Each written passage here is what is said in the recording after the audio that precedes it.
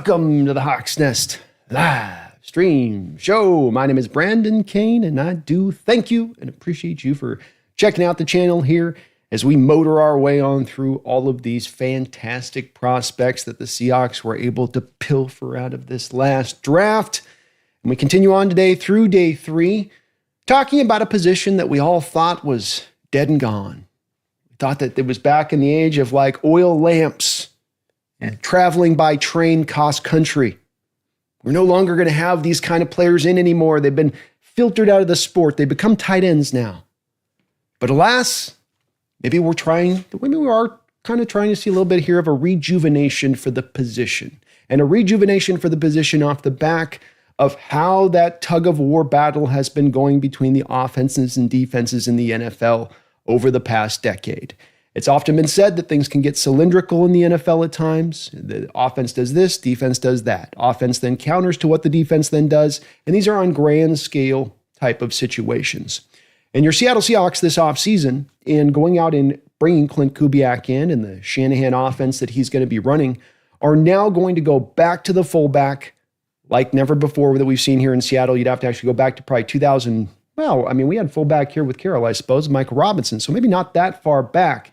And we certainly here in Seattle can understand the impact and what this brings to the table, having a really good fullback who can bring that traditional skill set, especially when you have an offense like ours that's built to have that fullback into it. And so we're going to look at Robbie Ouzts today, but a part of this I want to lay the groundwork on is that fullback is increasingly becoming more of an important position now in the NFL, where it started to wane even if you had gone back maybe 8 years ago. And the big reason I think for this comes down to more of a desire by NFL teams to go back to a little bit more of the power concepts, a little bit more back to the A and the B gap type of runs.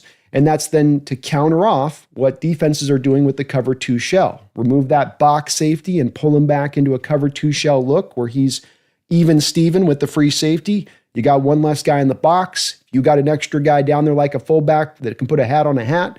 Maybe you got a little bit more of an opportunity at that point to do a little bit more in the run game. So today we're going to show you a little bit of some tape on Robbie Ouzts.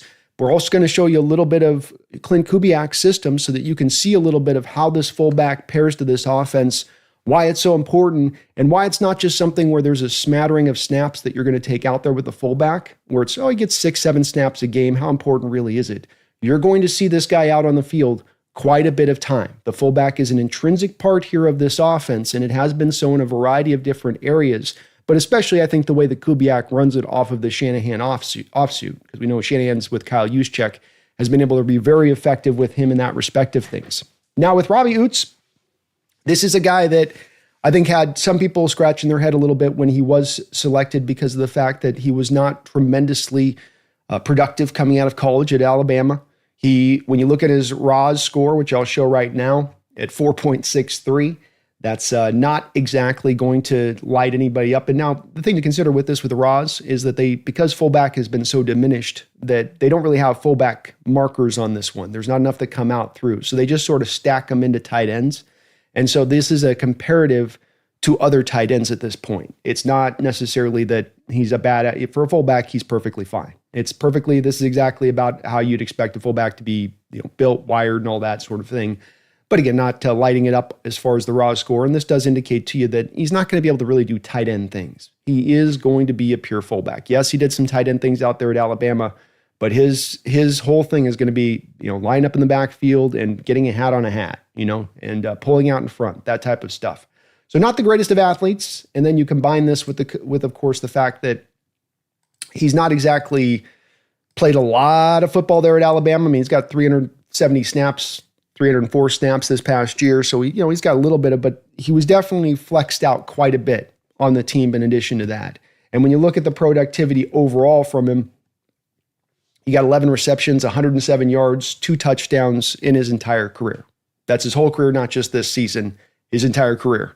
And a big part of that 100 yards is coming on a broken play that was like 46 yards where the defense just decided not to cover him and he's wide open down the field and Milroe hits him.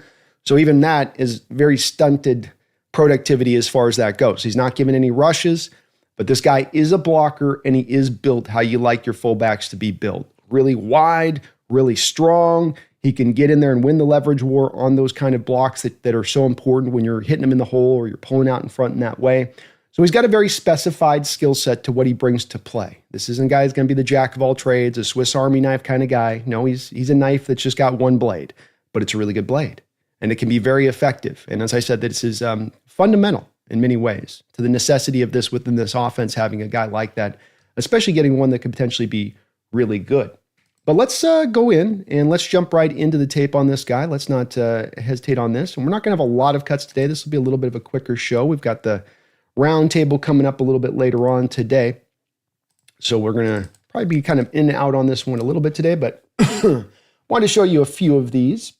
And the first place, of course, we're going to start out with Mr. Ouzts is going to be with him as a blocker and looking at some of him as a run blocker specifically here, because that is where he's going to make his money, of course. So a lot of alignment with the Alabama offense at times as a tight end. When he is out there, he is mainly out there just to block. He was, very rarely, even when he's out there running too many routes. But solid blocker, capable blocker. Here, let me highlight him. He's going to be number 45 for you when you're looking for him. So here you've got him on the far right-hand side of the screen. Gets down onto the second level, climbs up, goes and hits the block at the second level on the linebacker. Nice job there. So you can see here first, the hand comes here to make sure that his guy, being the tight end to his side, is able to lock in that edge. See the one hand right there, and then climb down and get the next guy. So a really nice play here by Robbie Ouzts. Smart blocker. Keeps his hands inside there and then throws the guy to the ground. Not too bad there, Nate. You like that finish, don't you? Get a nice, clean, locked up block, and then just toss him to the ground when you're done. That's what we want from this guy. Let's go. Let's go. Here we're going to get a little bit more of a little bit more like kind of a fullback kind of play, even though he's aligned as an H-back tight end here to start things out. He ends up kind of lead blocking, going out in front here. You can see here just comfortable blocking in space. And the thing about being a zone blocker, here is that you've got to be kind of head on a swivel and highly reactionary as a blocker. So if I slow this down and roll this out, you see 45 come back across the formation post-snap, and now 45's here and he's in the hole. The ball carrier is right behind his back. Now in a zone blocking scheme, you're blocking space. You're not blocking a player. You're blocking to who is entering into the immediate area at times. These are the things that are at the forefront of what you want to be paying attention to. So he's out here looking, where do I got to go? He sees the clearest threat as number 9, neutralizes number 9. And that's a complete, just stand him up, bam, he's done. Sorry, one sec. Get my...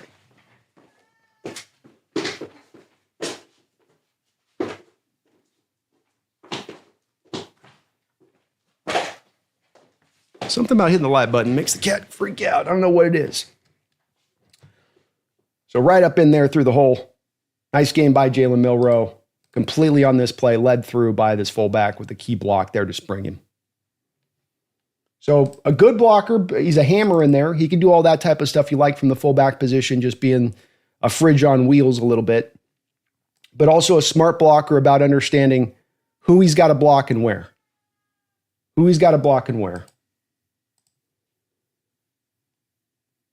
So here, back across the formation. Again, I want you to note here of his comfortability in blocking in space while he's moving. I don't got to be heads up over the guy.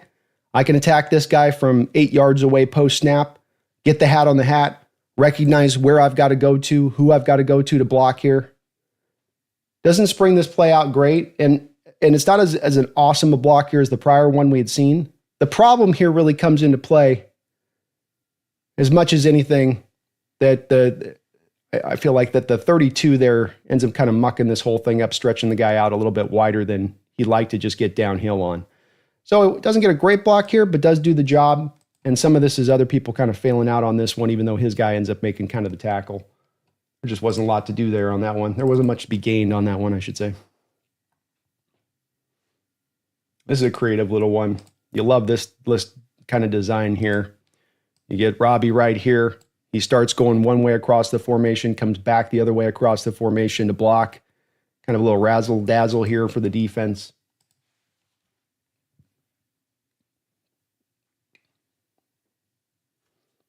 Not really much to go on here. There ain't much there. They didn't get Georgia too well tricked.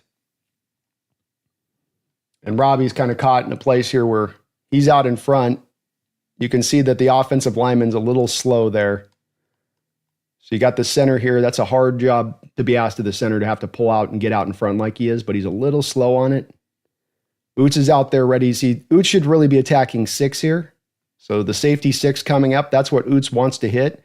But because the tackle can't get to 22 here, Ouzts has got to take 22 instead. Near man to your zone, right? You're not blocking a man. You're attacking who's the threat to your ball carrier at times as a fullback in this way. And that's what he does here. So even though it didn't look like a great block, it's not as much his fault. The center just couldn't get out there. But that's a tough request of a center to have to get out there and pull off that block. All right, another one here where he's just going to be more now kind of traditional tight end, not quite in line, but getting close. And then he's just got to lock in the block off the edge. So really good job there, right? Gets it all sealed up. Man's trying to get back into it. It's your outside linebacker here, essentially. See the nice put, boom. A little bit of movement on the initial impact there. That little bit of movement gets him too far outside the hole to get back in. And then it just keeps him locked up. Look at how his hands free up. So doesn't keep the block too long. You get a holding call once the quarterback goes back. If you keep holding it on, knows just how much he's got to do to let Milroe get free through there. So he's got just an innate sense in the timing of the block, how to lay the block right, when he's got to release off the block. I've seen a few of that with his cut-ups. Here again, you're going to get him back across the formation. Pull him back across, blocking in space. You see and feel the comfortability that he's got in doing that type of stuff. He's going to be a very good blocker day one with this kind of, move in space, land the block, create a violent collision there that just neutralizes the defender. Very nicely done. And this may look easy, but I can tell you that there's a lot of guys that struggle with the moving and blocking in space thing. It can tend to be a bit of a trouble for some. It's not as good a rep here.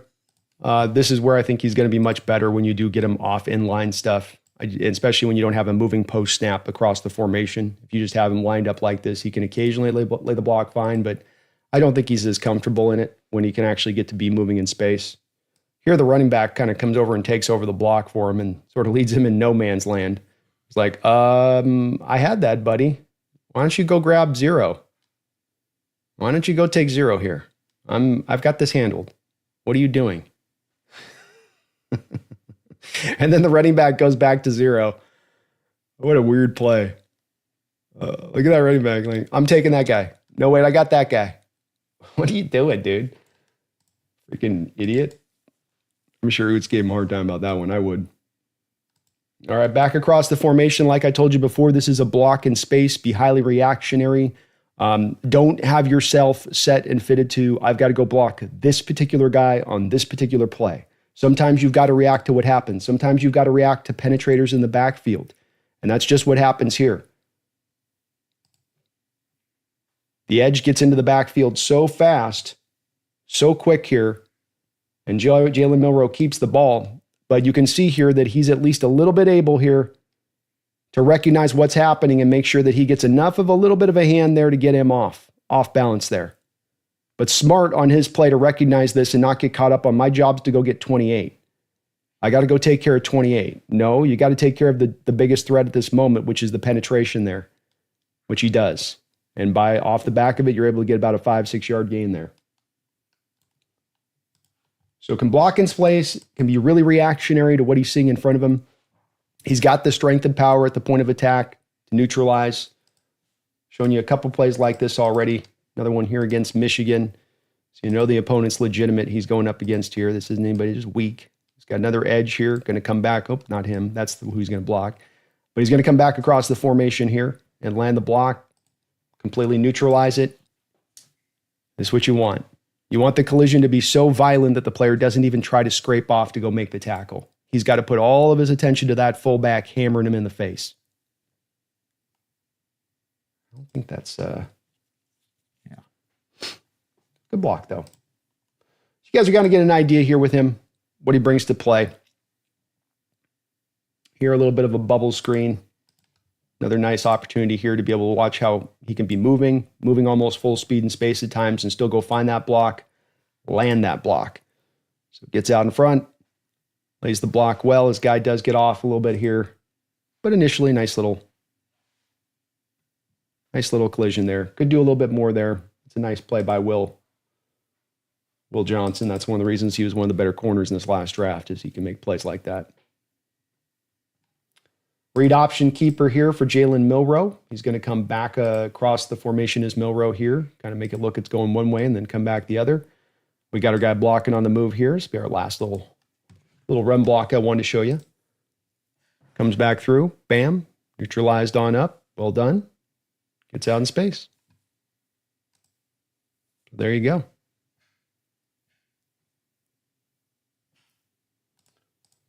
Also get him out lead blocking here at times. So this is going to be a lot of the stuff that, of course, he's going to be doing here with us. Be that front lead man. And I wanted to show this play because I just thought it was kind of cool as well, because this would be a cool thing to see if you could institute with Milroe here, because this is literally Milroe doing this on this play and trying to do the fake brotherly shove. So you make the defense fully in on that it's going to be a brotherly shove, and then you just have the quarterback take 2 lateral steps and get upfield. But then your fullback's got to land this lead block, which is just what he does. Well, the guy makes a great play getting off it. I should say he doesn't really lead the block because 35 is able to just get his, but if it just barely gets the ankles of Milroe. I mean, he technically blocks him really good. He just blocks him to the ground, and as the guy's falling to the ground, he reaches out and grabs his ankle. It's just a kind of a freakish play on the part of the Tennessee defender there. It's a great play by the defender, but not a bad block. He technically puts him on his back here. It's not really his fault on that one. How about in pass pro? How's the guy look? You're going to ask him at times to do the pass pro stuff. That's certainly a part of Kubiak's scheme as well. They did a lot of Alabama moving him back across the formation post snap in pass pro. So you're sort of hoping you can catch a defender who thinks he's got a little bit of a freer angle up the field, and he'll come in and sort of cut that off and give them that second pair of hands on a troubling matchup. So you can see here that the defender, the one tech here, over the top of 62 and 56, actually gets past Booker with kind of a weak effort there. And so this guy splits 74 and 62, 45 in there to neutralize it. Right on it. Very well done by 45. Maybe Booker was letting him by on purpose for that reason, but Booker does look kind of confused. I mean, when your lineman's looking back at the quarterback post snap, it's probably not a good rep. But a good rep here for Robbie Ouzts. Ouzts. Look at that, just stonewalls the guy. Absolutely just stonewalls him. Nice rep.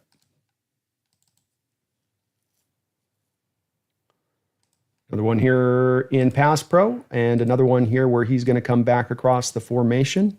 Catch him right there. He's going to break back across the formation. Tough block. I got a pass pro, and I got to run back 8 yards to get to the pass pro point. But then gets the block, neutralizes the defender completely.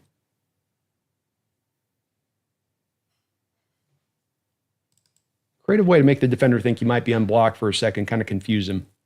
Again, here in pass pro, again, coming back across the formation. Like I said, they did a lot of this with him. You got him starting out here. He's going to end out over here.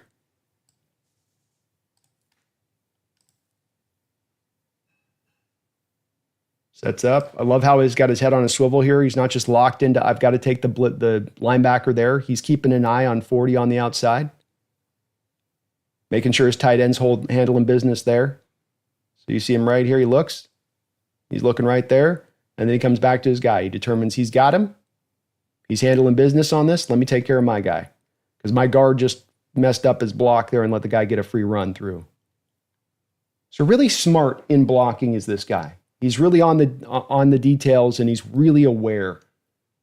It's where people go, well, how can you feel awareness on the field? I can kind of feel it like that, where you're able to process a little bit through the course of the play. Love the patience here and athletic confidence to be able to not panic and have to get into this block, waits for this block to kind of develop, waits for the threat to develop. Again, back across the formation post-snap. Kind of hanging there, realizes his guy's losing the block and gets on him. Buys Milroe a little bit of extra time there. Smart blocker. Good help on that play. Another one here in pass pro.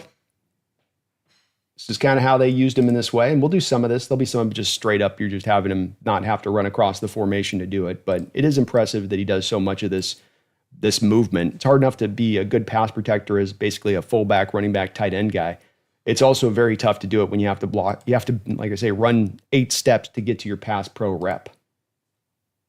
That's what he does here, though. Smoothly and easily nails it down, and then Milroe goes for a little bit of a scramble there. Solid rep, though. There to help in the right position. Good stuff.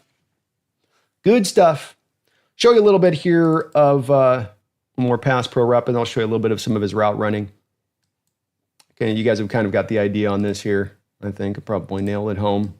Here you get him again, back across the formation. Sinks in the block. See, remember before I showed you he had his head on the swivel to make sure his tight end had taken care of the edge? And this is in the same game. So again, comes over there understanding that I got to know where the threat is, and I've got to understand what's in the worst shape right now that I got to clean up. So on this play, his right guard, or his right tackle, I should say, is doing just fine there with the A and the B gap pass rush. But he does notice that his tight end needs some help. My tight end's just about to lose this block. So you saw before he went to the right place on the block, recognizing where the failure point was. Here again, he recognizes the failure point in a different place, the same place that he had realized just prior was fine, was clean, and now he's there to help out. Just don't want to undersell enough what a smart blocker he is in addition to being built the way you like him built at the fullback position. How about a little bit of route running? Not going to belabor much of this because this is really not a big part of his game. And it's not a big part of what I would expect them to really feature him within. These are mainly going to be from tight end kind of looks as well, which is just not what he's going to be used as here in Seattle much at all. And again, too, that you do feel a little bit of the 4-4-8. There's no real explosiveness here. There's no suddenness to him as a route runner here. It's going to be kind of when he makes his catches, it's going to be because the defense forgot he was on the football field. That's going to kind of be the name of this game with him. And I'll show you a few of these reps, but I think it will probably get this across pretty fluidly here. We'll highlight him here. He's on the end of the line of scrimmage on the far left-hand side. Lined up as kind of an H-back there. It's kind of a half H-back, half inline thing going on there. Again, just kind of little molasses like coming off the line of scrimmage. Not the fastest. Maybe he's kind of trying to set something up here, but then just runs into the arms of the defender and tries to kind of break off on a secondary route.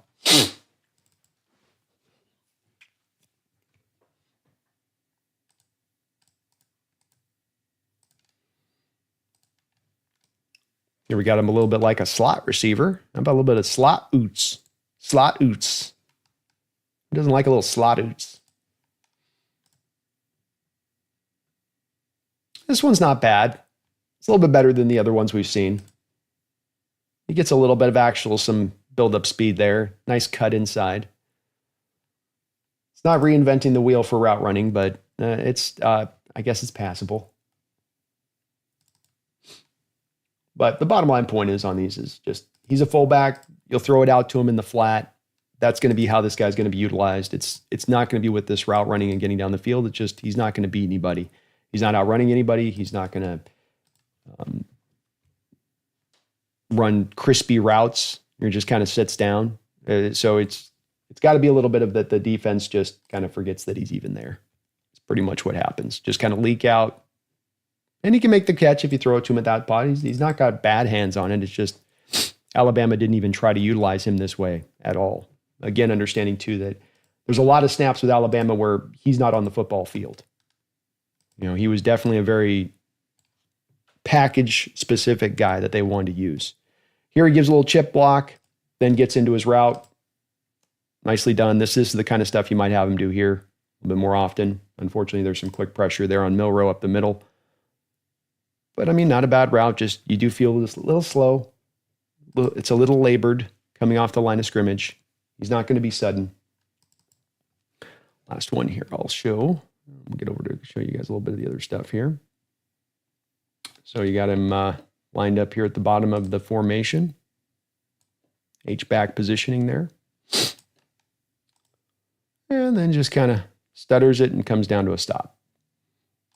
And looking through all the tape with Alabama and him, this is kind of it. These are the routes that he runs. Only 111 yards receiving in his career.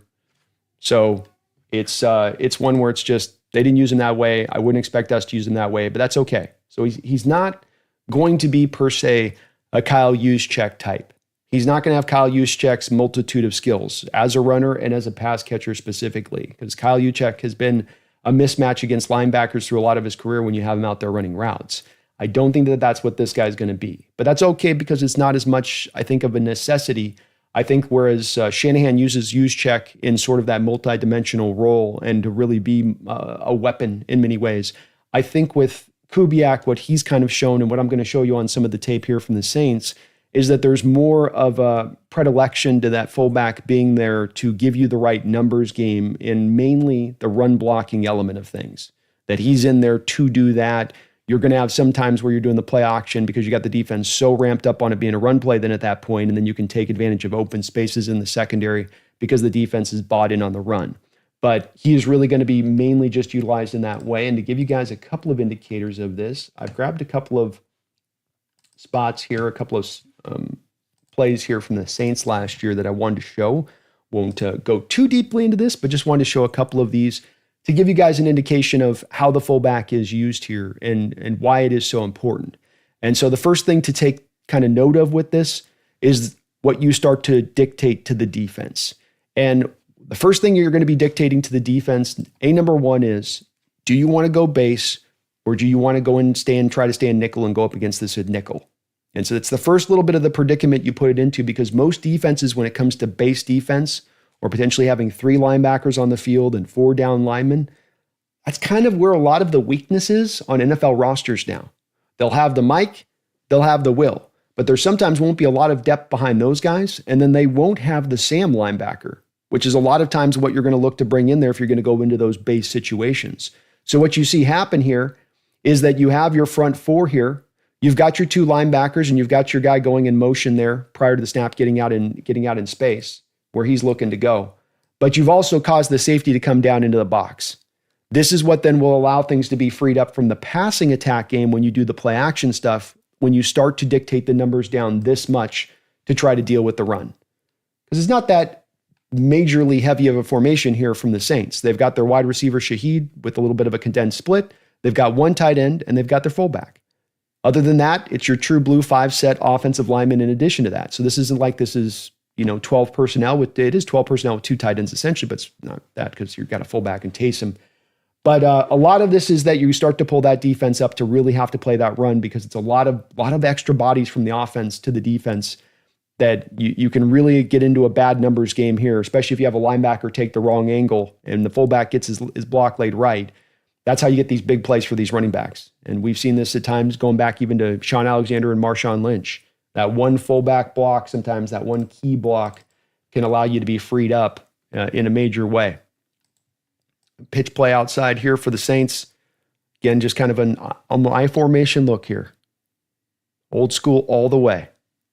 Get your fullback coming down into space. Now what happens here, the fullback probably should have gone for 44. But what you're creating for your running back, and what a lot of coaches would used to tell you on stuff is that we're looking to do for you as a running back is we're going to block this all up and you've got to break 1 tackle. We're going to get everybody else blocked up, everybody with a hat on a hat. You just got to break 1 tackle. You do that, it's going to be a big play. Here, of course, the guy doesn't really break the tackle. Now, again, fullback should have gone to Ryan Anderson, the linebacker 44. Like, you should be taking the linebacker 44 here and then letting Taysom try to bust number 3. That's the better decision here. But you can see how if 44 doesn't take the right track here, like if he's not on it quick and getting to the spot, if he gets caught up in the bodies and you get the block leg with 3 here, that's a touchdown. 90 also kind of comes back into this a little bit. So the center the guard does kind of lose his block a bit, but I wouldn't concentrate too much on these plays being of how great the plays were or how productive they were. Just as much of just take note of how much it's utilized in this offense and how much of it's a mainstay in this offense. And so it's not just an also ran kind of formational group. You are going to use the fullback a ton. Here, a little fullback dive. You love this play. Defense is in a real tight bare front here with the 3-4 kind of look. Jesus, they're even beyond the bare front. They got 4 down linemen, and then they got the 2 edges here. So Atlanta all in on this being a run play. But you're still able to catch them unaware for the first down here because of the threat of Kimura and so many different, you got the pre-snap motion going that way. So it's just so many different things eye candy wise to kind of pay attention to here. And then it just goes right back down to Taysom Hill for the first down there on 3rd and short. Another pitch play out wide. Another play where this isn't really on the fullback, why this play failed. First helps out his guy, then gets down there and gets up on 24. Great job by Taysom Hill getting the 2-for-1 on this play. But this is just, your other guys blow their blocks. That's mainly what happens here. Your center doesn't get down to 44. Fuwanga, your right tackle, does not control 96 at all in the way that he should here and getting him, pinned in the way he does. He lets him get back into the play. So a lot of other guys messed up their play here, but the fullback on this was an effective part of this play. If everybody else does their job, this is going to be a really nice run. Come back here to Carolina. Kind of wanted to show the early snaps from the Saints in this one where they were at their healthiest too a little bit. Again, a little bit of just kind of off I formation look, going power side, going strong side, just throwing a lot of bodies at the Cowboys to the given spot, seeing if they can hold up. Fullback trying to get the kick out block there. Unfortunately, penetration is allowed because Fuwanga, the rookie here, doesn't get 18. So Fuwanga, you're blocking in space. This is zone blocking. So Fuwanga's not supposed to get just locked in on blocking 90 here. What he's supposed to do is move out in space and then attack the near guy. But he realizes it too late, and 18 gets around him. That's the zone-centric nature of this system, though, is that it's going to be based a lot on how smart your offensive lineman is at recognizing things on the fly and not having to have something pre-snap that's premeditated about where he's going to go and what block he's going to lay. Kind of an important part to this defense. A couple more of these I'll show here just to kind of get the point. I formation, Taysom Hill with an okay block. I think certainly you'd like to have a lot more with Taysom Hill. They're trying to make it work with him, but you can see he's going to get after it. He's going to try as a blocker, but this isn't the kind of 275-pound hammer that you have in Robbie Ouzts. And when he hits contact like this on a defensive back, he's going to send those guys going backwards a couple of yards and create instant hole, instant space for the running back. So you can see on this, just going from a couple of games on this, that these are pretty widely used, this formation from a variety of different angles. I mean, he's got a couple different fullbacks he used with this, where sometimes it's they're just traditional fullback here they got with the 46, and sometimes they're doing it with Taysom Hill. But get in the hole. This is old school football all the way. You lead the way, you find the mic, hat on the mic, clear him from the hole, let your running back run through the back of it. Really nicely done here by the Saints. Great job by, I think that's Cesar Ruiz, both getting the initial block on the one tech to make him take a wider path and then getting down to the linebacker. But the fullback does an ideal job here. Clear that linebacker out of the hole. Get the hat on the hat. That's 1980s, that's 1990s, that's early 2000s football right there.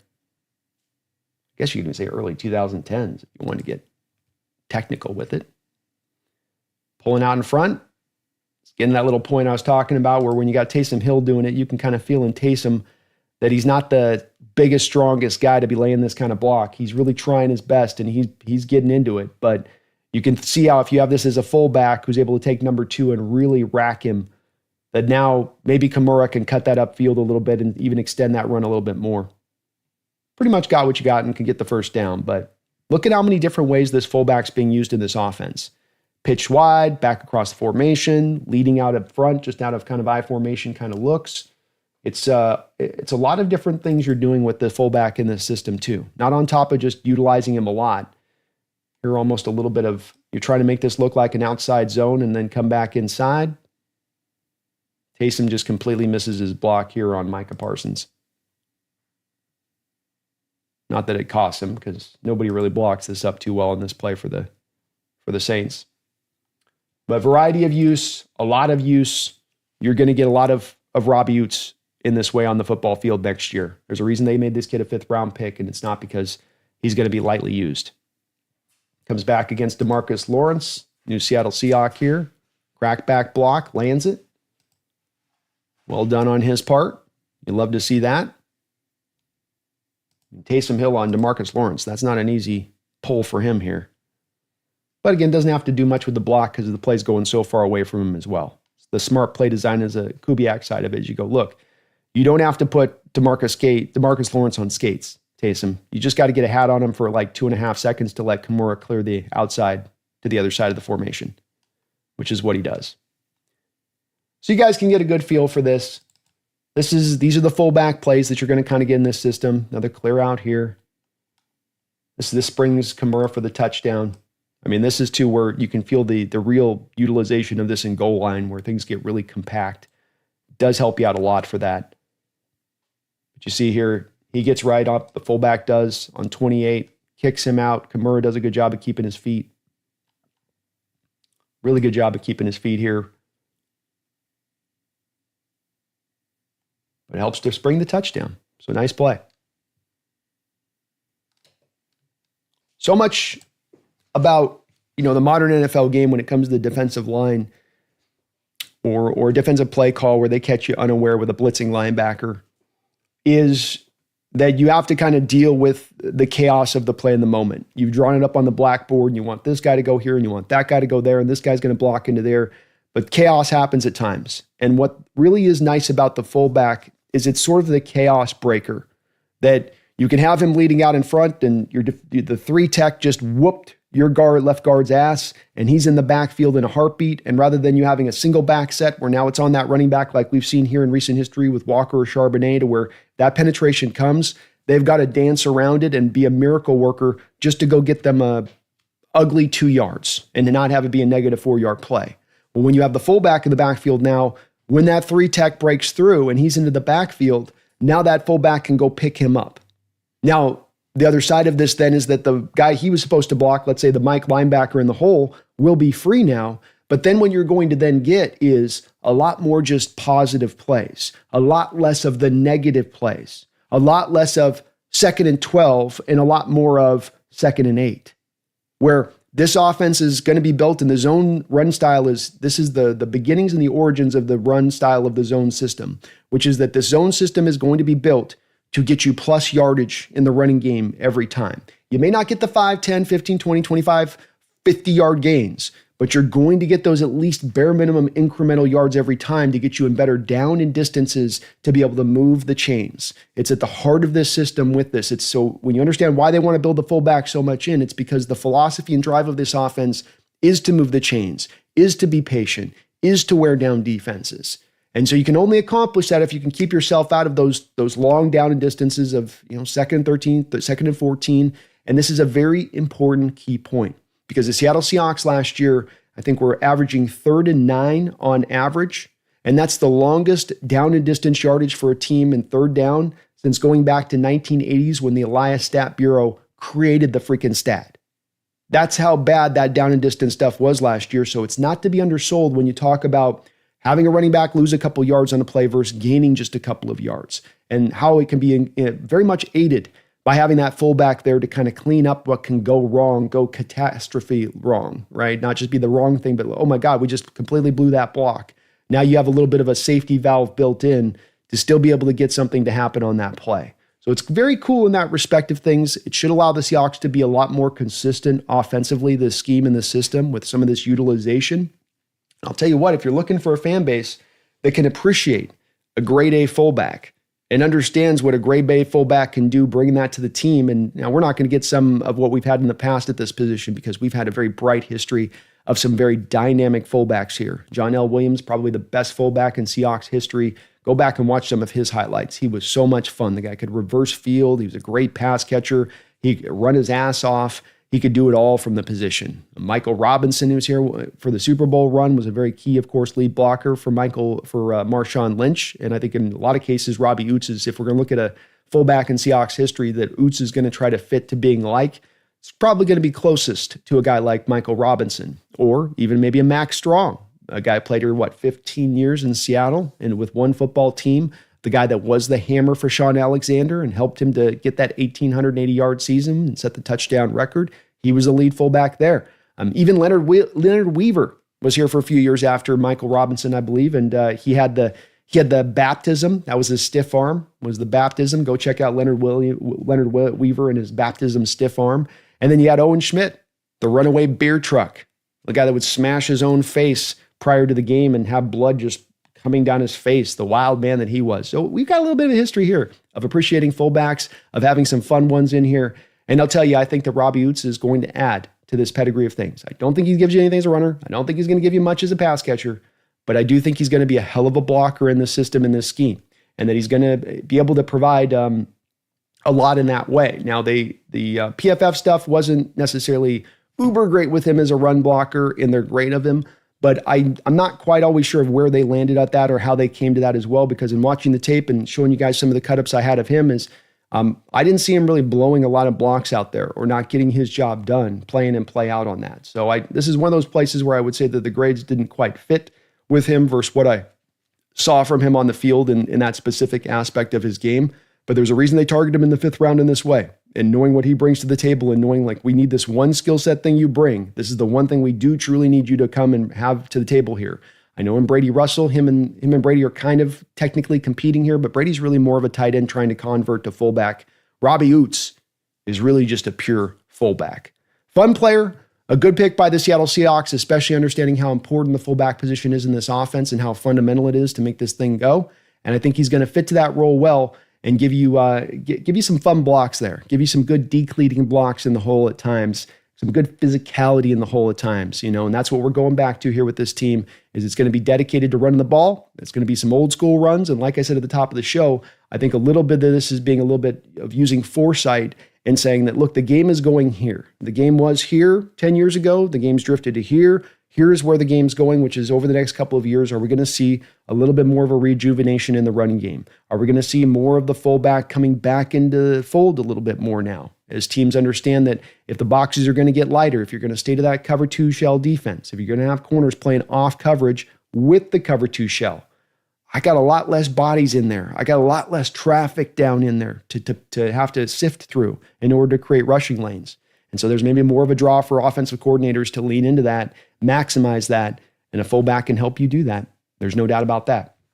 I thank you guys for watching. Really, really do appreciate you guys hanging with me over the last couple of weeks over some of the change we've got going on here at the Hawks Nest with a little bit of just a change in the content. If you you guys could for me today, please do hit that like button. I would really appreciate that. Chad Hart, thank you for the $2 donation. I appreciate you for that, Chad. He says, Max Strong was a beast. Max Strong was a beast, absolutely. And there is no fullback that we've ever had in our history that was more of that pure, absolute hammer in the hole like Max Strong was as a run blocker. That was a job back in the day that few men really wanted because as a fullback, it wasn't a flashy position. It was one where you're going to get in 35, 40 car wrecks a game because you're going to run the ball back then. You're going to be dedicated to run the ball. So that fullback had to get in there and put his nose in there, and it had to be violent every time, and it was going to be a hard collision. I mean, it's the reason that Mac ended up having neck problems.